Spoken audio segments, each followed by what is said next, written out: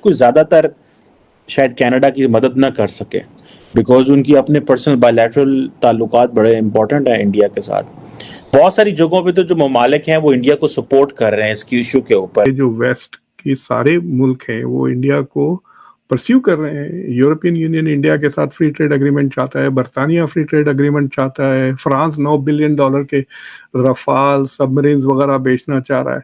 वो कनाडा के लिए थोड़ी छोड़ देंगे, वो भी निज्जार के लिए। They are not going to ruin the relations with India. जो इम्पोर्टेंट चीज़ आपने ये भी बात की है कि वेस्ट को ज़्यादातर शायद कनाडा की मदद ना कर सके, बिकॉज उनकी अपने पर्सनल बायलैटरल ताल्लुकात बड़े इंपॉर्टेंट हैं इंडिया के साथ।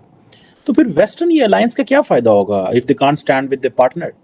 तो ये फिर बातें, ये किताबों में बातें हैं, लिखने में बातें हैं, या कि ये इट डिपेंड्स कि आगे कौन है। आगे अगर इंडिया तो वेस्ट इज नॉट यूनाइटेड, आगे अगर लेट्स से कोई ऐसी चीज़ है तो west is united. What do you make of that? अगर आप ट्रूडो को गालियां दे दें, कोई इंडिया, अगर जयशंकर भी कुछ कह दे ना सख्त अल्फाज में about Canada, the west is not going to retaliate. अगर इन्होंने कोई स्टेप लिया ना which is actually a policy action जिससे कनाडा का नुकसान हो सकता है, then they will circle the wagons.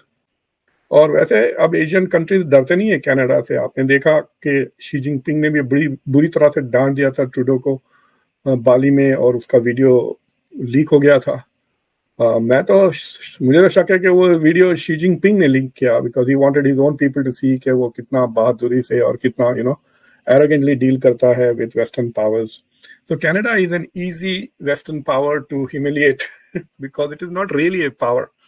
मतलब it is an economy, $2 trillion की इकोनॉमी है, ठीक है, G7 का मेंबर है, बट उसकी ग्लोरी कम्स फ्रॉम इस association with the US, with NATO वगैरह। इंडिपेंडेंटली इट्स लाइक ऑस्ट्रेलिया, मतलब खुद से तो क्या कर देंगे वो। So that is the challenge. और दूसरी चीज ये है कि कनाडा के लिए this is a very serious issue भाई। $8 बिलियन का ट्रेड है इंडिया के साथ कनाडा का। इंडियंस आर 1.4 मिलियन, यानी तकरीबन 4%। अभी रिसेंटली इनका डिफेंस मिनिस्टर वाज सिख।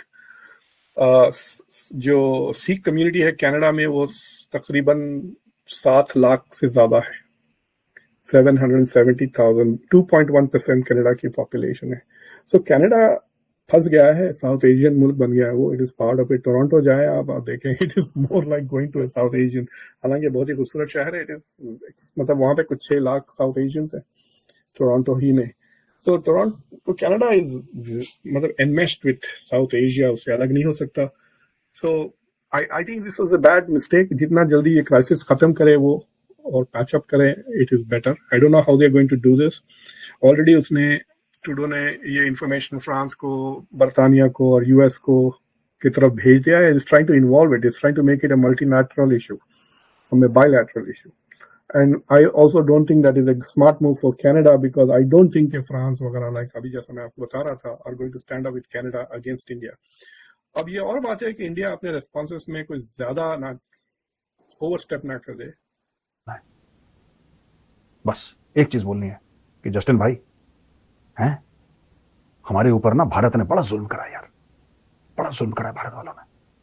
हमें कनाडा में एक मौका दें उबर चलाने का, कभी एक्सीडेंट नहीं होगा। एक मौका दें और डन है, और done done done done. Justin ने बोला आओ जी बैठो।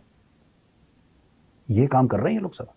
अब आपने देख लिया, अब तो लोग ये बोल रहे हैं सोशल मीडिया पर, कुछ मेन स्ट्रीम मीडिया वाले भी, कि ये जो निज्जर है जो मारा गया है, निज्जर को कनेडियन सिटीजनशिप मिली कब यार? जरा ये भी तो पता लगाओ, उसको मिली क्या? क्योंकि जब वो आया था कई साल पहले कनाडा, वो नकली कागज लेकर आया था। उसके पास नकली कागज थे, असली कागज थे नहीं। और फिर बाद में फिर उसने वही छाती पीटी, वही विक्टिम कार्ड प्ले करा कि हाय हाय भारत ने बड़ा जुल्म करा। कनाडा ने ही उसका सिटीजनशिप बोला था कि तुम्हें नहीं मिलेगी, फिर वो वहीं पे रह गया असालम वसालम करके। अब ये वहां पे ये सब काम कर रहे हैं। इसमें से आधे से ज्यादा अभी भी इंडियन सिटीजन है। और जब हम कहते हैं कनाडा से, और ऐसी बात नहीं है, पहले भी कहा गया है कि भाई ये सब लोगों को वापस भेजो यार इंडिया, इन्होंने इंडिया में लोगों की हत्या करके करना। डेमोक्रेसी है कनाडा, डेमोक्रेसी है। तो क्या हुआ? तो क्या हुआ? साढ़े बच्चे ने अगर 15-20 बंदे मार दिए, टेररिज्म कर दी, एक रॉकेट लॉन्चर मार दिया किसी के बीच कबड्डी के मैच में किसी की हत्या कर दी, अगर लोगों से फिरौती मांगी, उनके बच्चे मार दिए, उनके घर में आग लगा दी, ठीक है, 20-25 बंदों की मर्डर कर दिया, हत्या कर दी, 302 के केस है, क्या फर्क पड़ता है इससे यार? कनाडा में यू आर फ्री। कनाडा में गंद तो नहीं कर रहे ना, इंडिया में गंद करके आए हैं। कनाडा में तो दे आर हैप्पी। जैसे वो पाकिस्तान में जो हैप्पी मारा गया था, एवरीबॉडी हैप्पी। ये स्टोरी है भाई, देखो ये चल रहा है कनाडा में। अब मैं आपसे एक और बात करना चाहता हूं, ये ट्रूडो का ना, मैं तो बता रहा हूं ट्रूडो की जो पतलून है ना वो तो गई, खैर एनीवे। अब मैं बात करना चाहता हूं कुछ सिंगर्स की, ठीक है। ये जो ड्रामा करते हैं इंडियंस भी बहुत करते हैं, बहुत ज्यादा। हम में से ही कुछ लोग हैं इतने बड़े ड्रामेबाज हैं।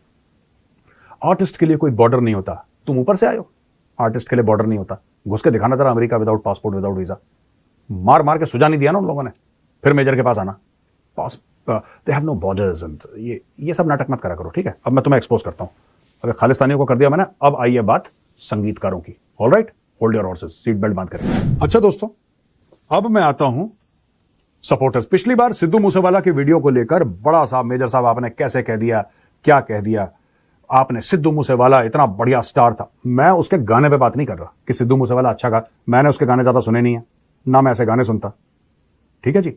मैं अगर पंजाबी गाने सुनूंगा ना, मैं गुरदास मान के सुनूंगा, मैं हंसराज हंस के सुनूंगा। ये कि जिथे बंदा मार के कसूर पुछ दे, जट उस पिंड नूं बिलोंग करदा, I don't agree with this.